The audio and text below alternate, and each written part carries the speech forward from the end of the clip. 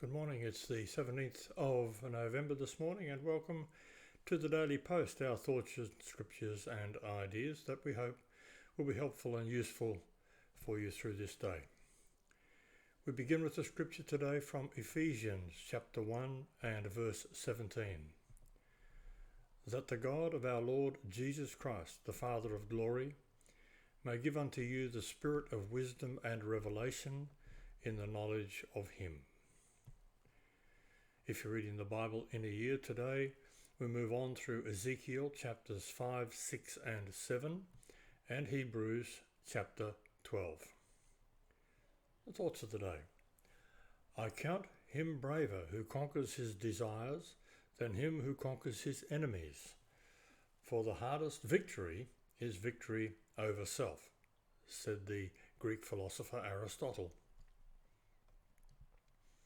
If you want to feel rich, just count all of the things you have that money cannot buy.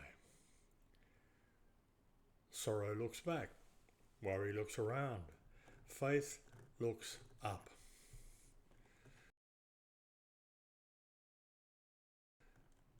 The motivational thought for the day: goals are dreams with deadlines.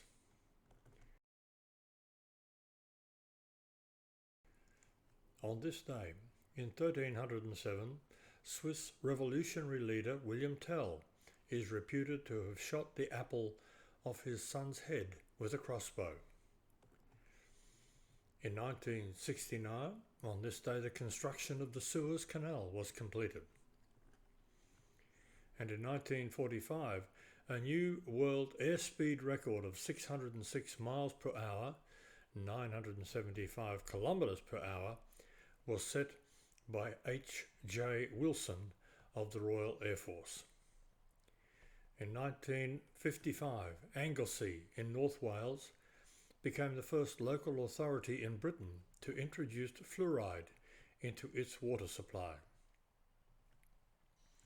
In 1966, on this day, Leonard's meteor shower peaks at 150 per hour. In 1988, Benazir Bhutto was elected the Prime Minister of Pakistan, the first woman leader of a Muslim state. And in 2014, on this day, the Church of England adopted legislation enabling the appointment of female bishops. In 2021, record number of Americans, over 100,000, died of drug overdoses between April 20 and April 21. According to the CDC. The personal story of the day: all ears. It's about 9 in the evening and my wife and I are sitting in our lounge room. I'm studying a few notes. Suddenly she says, "Darling, I want to talk to you for a few minutes." And she begins to talk. Then she abruptly asks, "Are you listening?" Well, I'm tempted to reply, "Of course I am. I'm only 2 feet away from you." But actually, my mind is still on what I'm reading, and I need to close the book and give my full attention to what she is saying. She deserves that from me. Job too was frustrated because his friends weren't paying attention to what he was saying to them. He sensed that while he was talking, they were planning their next response. They were focusing on trying to convince him that his suffering was punishment for sin in his life. They were not listening to the real cry of Job's heart.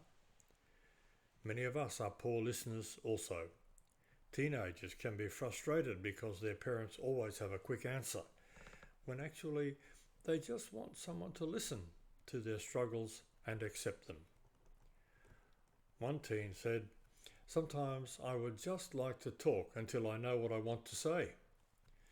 Deep relationships are built on acceptance, understanding, and being a good listener. So try that out today. I'm sure you'll have an opportunity. We all do. The devotional thoughts of the day. The first, as usual, we're moving on with making your free time work. And the scripture today from 1 Peter chapter 4 and verse 3 references from Ephesians 2 verses 1 to 3 and 1 Peter chapter 4 verses 1 to 6. For the time past of our life may suffice us to have wrought the will of the Gentiles. How materialistic are we? At the start of the 2004 Christmas shopping season, a woman was trampled by a crowd intent on grabbing DVD players on sale at an electrical store. She was the first person in the line, but when the store opened, the other shoppers pushed forward and knocked her to the ground. When the paramedics arrived, they found her unconscious, and only a few people had tried to help her. Most continued their urgent business of buying a DVD player.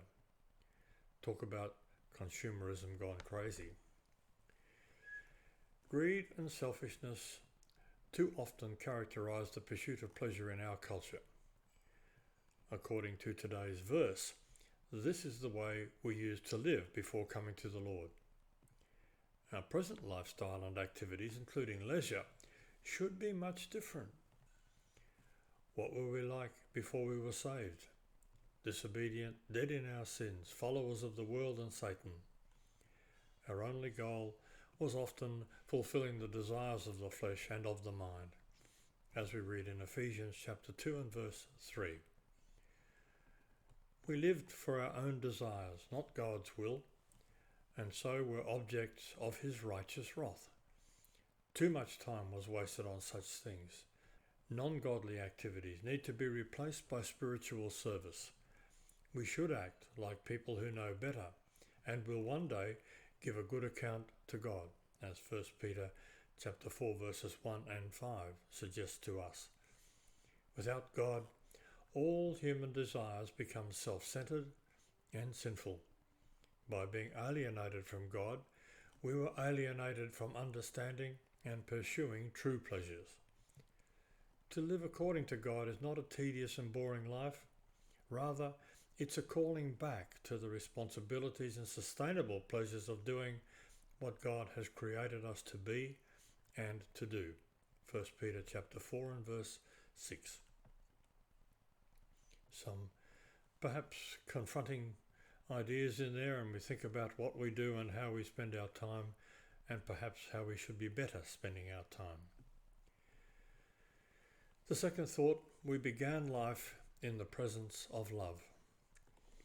A mother who is pregnant begins to bond with that child long before it is born. The first movements give her a feeling that no other person could know. It's something beyond words. And when the child is born, love surrounds the child. Hopefully, that child will grow up to be a loving adult. Most parents shower their children with gifts. Most of them are given just because we love our children and want them to have good things. Perhaps those things that we never had when we were growing up.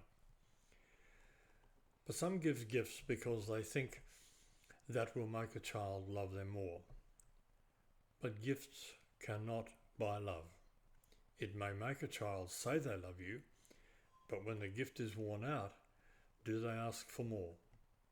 Then, when you can't give them more, do they still love you? That is, do they appreciate you just as much as when you give presents? Humans look at love so differently than our Heavenly Father. It's not enough for us to just love someone. We think we have to show love in materialistic ways. God showed us with the most unselfish kind of love there could ever be. He sent his only Son to earth to die for our sins so that we might have eternal life. That is the kind of love that God wants us to exhibit in our everyday lives. Unselfish love, the kind of love that money can't buy. No gift can give you this kind of love. It's demonstrated in a mother's touch, a loving hug, a special look between people, the need to be with someone. Love that can't be bought. We should strive to love the heavenly way, as our Father did so many years ago. It wouldn't be hard to imagine the tears that could have fallen when he sent his Son and then had to see him die on the cross.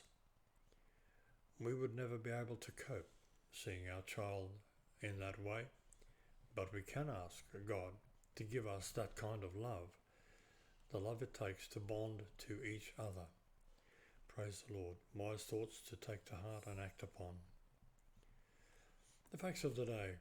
Richard Cadbury invented the first Valentine's Day candy box in the late 1800s. Apricot trees were first cultivated in China. Then they made their way to India, Armenia and Persia. Before the 13th century, they arrived in England via Italy. And the closing thought for the day. Lord, remind me that I work for you and that I have already been paid for the job that I am about to do. Thank you for joining us today. We do hope that you will find the scriptures uplifting, helpful and edifying, and we hope that you'll join us again tomorrow morning. In the meantime, may the Lord bless your day, and bye for now.